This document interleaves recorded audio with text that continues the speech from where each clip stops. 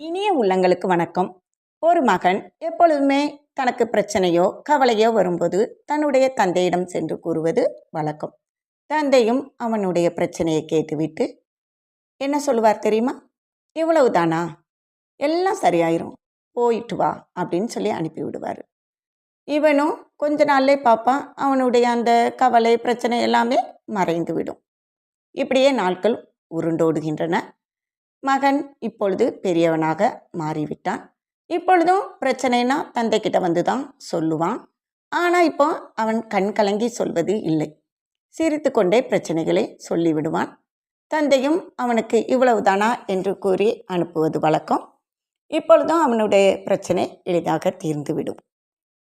ஒரு நாள் மகன் தந்தையிடம் கேட்குறான், எப்படிப்பா நீங்கள் இவ்வளோ தானான்னு சொல்கிறீங்க, அதுக்கப்புறம் எனக்கு பிரச்சனை பாதி குறைஞ்ச மாதிரி ஆயிடுது, அதுக்கப்புறம் நான் ஈஸியாக அந்த பிரச்சனையிலிருந்து விடுபட்டு விடுகிறேன் அப்படின்னு கேட்குறான். தந்தை பொழுது பதில் சொல்கிறார், ஆமாம், சின்ன வயசில் நீ பிரச்சனைன்னு வரும்போது கண்ணை கசக்கிட்டு வருவ, அழுதுகிட்டே வரும்போது ஒரு பிரச்சனைக்கு தீர்வு தெரியாது. அதனால் நான் உங்ககிட்ட பிரச்சனையை கேட்டுட்டு இவ்வளவு தானா அப்படின்னு சொல்லும்போது நீ அந்த பிரச்சனையே பார்க்கிற விதமே மாறி விடுகிறது. அதனால் நீ ஈஸியாக என்ன பண்ணுற, அந்த பிரச்சனையிலேருந்து மீண்டு வந்து விடுகிறாய் அப்படின்னு சொல்கிறாப்ப. அப்போ தான் மகன் சொல்கிறான், ஆமாப்பா, நீங்கள் எனக்கு இவ்வளவு தானா அப்படிங்கிற மந்திர வார்த்தையை கற்றுக் கொடுத்துருக்கீங்க. அதனால் நான் ஈஸியாக பிரச்சனைகள்லேருந்து விடுபட்டு விடுகிறேன் அப்படின்னு சொன்னானாம். நாம் எவ்வளவு பெரிய புத்திசாலியாக இருந்தாலும் ஒரு நிமிடம் எனக்கு இவ்வளவு பெரிய பிரச்சனையா என்று நினைத்தால் நாம் தீர்வு தெரியாமல் அங்கேயே நின்று விடுவோம்.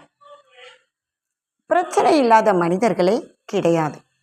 குழந்தைகள் முதல் பெரியவர்கள் வரை அவரவருக்கு ஏற்ற மாதிரி பிரச்சனைகள் இருந்து கொண்டுதான் இருக்கும்.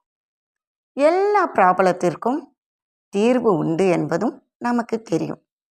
நாம் பார்க்கும் விதத்தில்தான் நம்முடைய ப்ராப்ளம் பெரிதாகவோ சிறியதாகவோ தெரியும். என்ன ஃப்ரெண்ட்ஸ், பிரச்சனைக்கு தீர்வு வேண்டும் என்று தேடுகிறீர்களா? பிரச்சனையை பார்த்து இவ்வளவு தானா என்ற மந்திர சொல்லை பயன்படுத்தி தான் பாருங்களேன். நிச்சயமாக தீர்வு எளிதாக கிடைக்கும். வாழ்க்கை நிற்கட்டும். நன்றி. மீண்டும் சந்திப்போம்.